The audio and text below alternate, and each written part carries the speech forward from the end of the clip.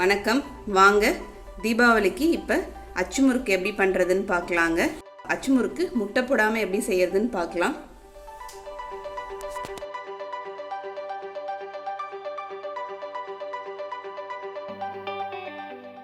அச்சு முறுக்கு பண்ணுறதுக்கு 1/2 கிலோ அரிசி எடுத்து வச்சுருக்கேன். 1/2 கிலோ மாவு பச்சரிசி. இதை கழுவிட்டு 1 மணி நேரம் நம்ம ஊற வச்சுட்டு அதுக்கப்புறம் இதை மாதிரி துணியில் இந்த மாதிரி போட்டு காய வச்சிடலாங்க. ஈரம் இருக்கணும். நம்ம கொழுக்கட்டைக்கெலாம் மாவு அரைப்போம்ல, அதே மாதிரி ஈரம் இருக்கணுங்க. ரொம்பவும் சுத்தமாகவும் காஞ்சிடக்கூடாது. இந்த தண்ணியெலாம் நியூஸ் பேப்பரில் இழுத்துக்கொன்றதுனால நான் கீழே நியூஸ் பேப்பர் போட்டு மேலே ஒரு துணி போட்டு வச்சுருக்கேங்க. இப்போ இதை வந்து மிக்சியில் போட்டு நம்ம மாவு நல்லா அரைச்சி எடுத்துக்கலாம்.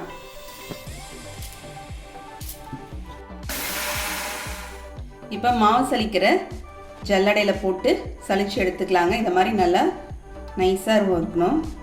இதான் மாவு ஜலிக்கிற ஜல்லடை. இதில் போட்டு நல்லா மாவை சலிச்சிக்கலாம். நம்ம இந்த மாவு சலிச்சுட்டு நம்ம பார்க்கலாங்க.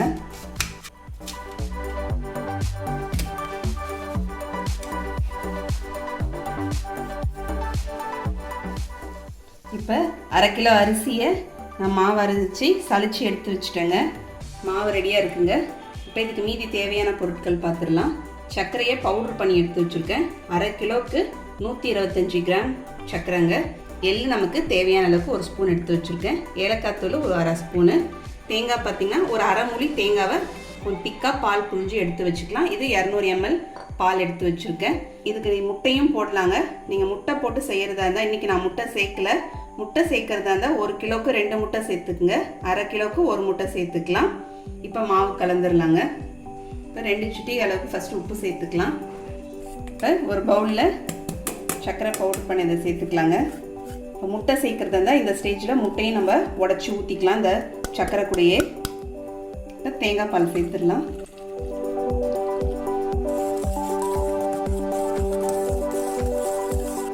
ஏலக்காய் தூள் சேர்த்துக்கிறேங்க.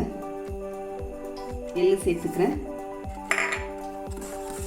எல்லாத்தையும் சேர்த்துட்டு ஒரு கலந்து விட்டுடலாம். பவுடர் பண்ணி நம்ம சேர்க்கறதுனால சர்க்கரை சீக்கிரமாக கரைஞ்சிரும். இப்போ இதில் மாவு கொஞ்சம் கொஞ்சமாக சேர்த்து நம்ம கலந்துக்கலாம்.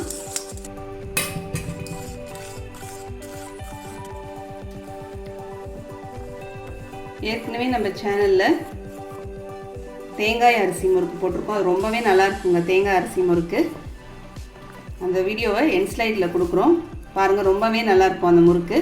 தேன்குழல் போட்டிருக்கோம், அதே மாதிரி அதிரசம் போட்டிருக்கோம், தேங்காய் பர்ஃபி போட்டிருக்கோம், ஓலை பகடா போட்டிருக்கோங்க. இப்போ நம்ம எடுத்து வச்சுருக்க தேங்காய் பால் எல்லாத்தையும் ஊற்றியாச்சுங்க. ஆனால் மாவு பாருங்கள் கொஞ்சம் திக்காகவே இருக்குது. இன்னும் கொஞ்சம் தண்ணி சேர்த்துக்கலாம்.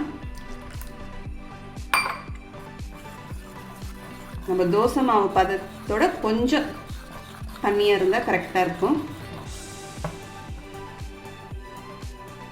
ஸ்பூனால் எடுத்தோம்னா மாவு பின்னாடி இப்படியமாக ஒட்டி இருந்துச்சுன்னா நமக்கு கரெக்டான பதமாக இருக்குங்க. இப்போ ஸ்டவ்வில் எண்ணெய் காஞ்சிட்ருக்குங்க. இப்போ வந்து நான் நான்ஸ்டிக் அச்சு தான் எடுத்து வச்சுருக்கேன். கம்பி வந்து எண்ணெயில் வந்து சூடாகி இருக்கணும். நல்லா சூடோடு எடுத்து தான் இந்த மாவில் நம்ம முக்கி எடுத்து போடணும். இப்போ இதை வந்து நம்ம மாவில் துவச்சி போட்டுடலாம். முக்கால் துவச்சிக்கலாங்க. முக்கி எடுத்து போடணும். அதே மாதிரி மாவு வந்து ஃபுல் கம்பிக்கும் நம்ம வந்து துவச்சிடக்கூடாது.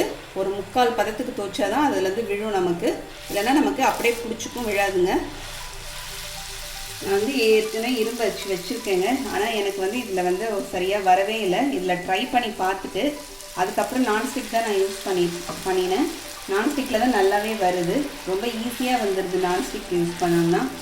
ஃப்ளேம் பார்த்திங்கன்னா ரொம்ப ஹைலியும் இருக்கக்கூடாது, ரொம்ப சிம்லேயும் வைக்கக்கூடாது. கொஞ்சம் மீடியம் ஃப்ளேம் வச்சுக்கலாம்.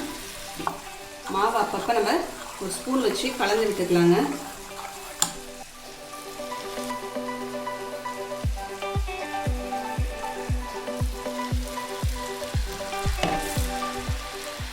நான்ஸ்டிக்கில் நமக்கு அழகாகவே விட்டுருது.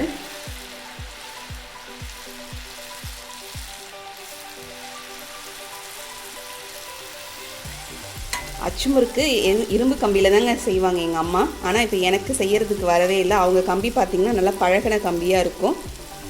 ஒரு 4 தடவை நமக்கு ஒரு 4 முறுக்கு போட்டதுக்கப்புறம் நமக்கு நல்லாவே வந்துடும். ஆனால் இப்போ நான்ஸ்டிக் நல்லா ஈஸியாக இருக்கிறதுனால நம்ம நான்ஸ்டிக்கே யூஸ் பண்ணிக்கலாம்.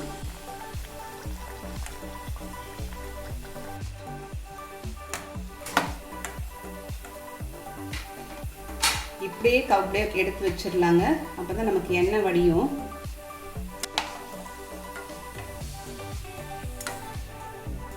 இப்போ நமக்கு அச்சு முறுக்கு முட்டை இல்லாமல் அச்சு முறுக்கு ரெடி ஆயிடுச்சுங்க.